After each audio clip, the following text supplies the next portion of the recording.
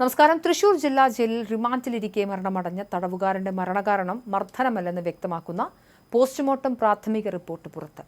രക്തത്തിൽ പ്ലേറ്റ്ലെറ്റുകളുടെ എണ്ണം ക്രമാതീതമായി കുറഞ്ഞതിനെ തുടർന്ന് തലച്ചോറിലുണ്ടായ ആന്തരിക രക്തസ്രാവമാണ് മരണത്തിന് കാരണമായതെന്നാണ് പോസ്റ്റ്മോർട്ടം ചെയ്ത ഡോക്ടർമാരുടെ പ്രാഥമിക നിഗമനം.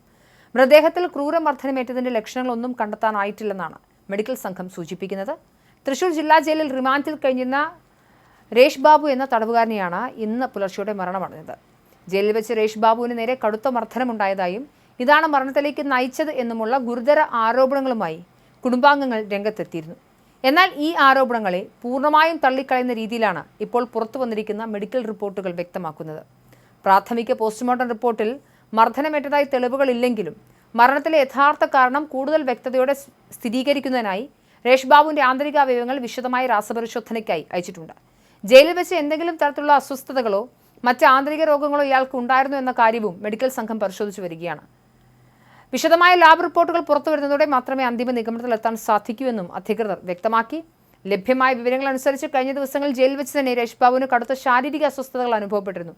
രക്തത്തിലെ പ്ലേറ്റ്ലെറ്റ് നിരക്ക് പെട്ടെന്ന് കുറയുന്ന അവസ്ഥ ആരോഗ്യത്തിലെ വഷളാക്കുകയും ഈ തലച്ചോറിലെ സുപ്രധാന ഞരമ്പുകളിൽ രക്തസ്രാവം ഉണ്ടാക്കാൻ കാരണമാവുകയുമായിരുന്നു. തുടർന്ന് വിദഗ്ധ ചികിത്സ നൽകിയെങ്കിലും ഇന്ന് പുലർച്ചെയോടെ ജീവൻ രക്ഷിക്കാൻ സാധിക്കാതെ വരികയായിരുന്നു. ജയിൽ അധികൃതരുടെ ഭാഗത്തുനിന്നും യാതൊരുവിധ വീഴ്ചയും ഉണ്ടായിട്ടില്ലെന്നാണ് ജയിൽ വകുപ്പ് നൽകുന്ന വിശദീകരണം. എന്നിരുന്നാലും തടവുകാരന്റെ മരണത്തിൽ അസ്വാഭാവിക മരണത്തിൽ കേസെടുത്ത് പോലീസ് അന്വേഷണം ഊർജിതമാക്കിയിട്ടുണ്ട്. കുടുംബത്തിന്റെ ഭാഗത്തുനിന്നും പരാതികൾ ഉയർന്ന സാഹചര്യത്തിൽ ഇൻക്വസ്റ്റ് നടപടികളും പോസ്റ്റ്മോർട്ടം പ്രക്രിയകളും പൂർണ്ണമായും മജിസ്ട്രേറ്റിയൽ നിരീക്ഷണത്തിലാണ് പൂർത്തിയാക്കിയത്. രാസപരിശോധനാ ഫലം വരുന്നതോടെ മരണത്തിന് പിന്നിലെ എല്ലാ ദുരൂഹതകളും പൂർണ്ണമായി നീങ്ങുമെന്നാണ് പോലീസ് വൃത്തങ്ങൾ കരുതുന്നത്. തൃശൂർ ജില്ലാ ജയിലിൽ റിമാൻഡിലിരിക്കെ മരണമടഞ്ഞ രേഷ് ബാബുവിന്റെ മരണത്തിൽ ജയിൽ അധികൃതർക്കെതിരെ കുടുംബാംഗങ്ങൾ ക്രൂരമർദ്ദനം ആരോപണം ഉന്നയിച്ചിരുന്നെങ്കിലും പ്രാഥമിക പോസ്റ്റ്മോർട്ടം റിപ്പോർട്ട് ഈ വാദങ്ങളെ പൂർണ്ണമായും തള്ളിക്കളയുന്നതാണ്. രക്തത്തിലെ പ്ലേറ്റ്ലെറ്റുകളുടെ എണ്ണം ക്രമാതീതമായി കുറഞ്ഞതിനെ തുടർന്ന് തലച്ചോറിലുണ്ടായ ആന്തരിക രക്തസ്രാവമാണ് മരണകാരണമെന്നും ശരീരത്തിൽ മർദ്ദനമേറ്റ ലക്ഷണങ്ങളില്ലെന്നും മെഡിക്കൽ സംഘത്തിന്റെ പ്രാഥമിക വിലയിരുത്തൽ പുറത്തുവന്നു.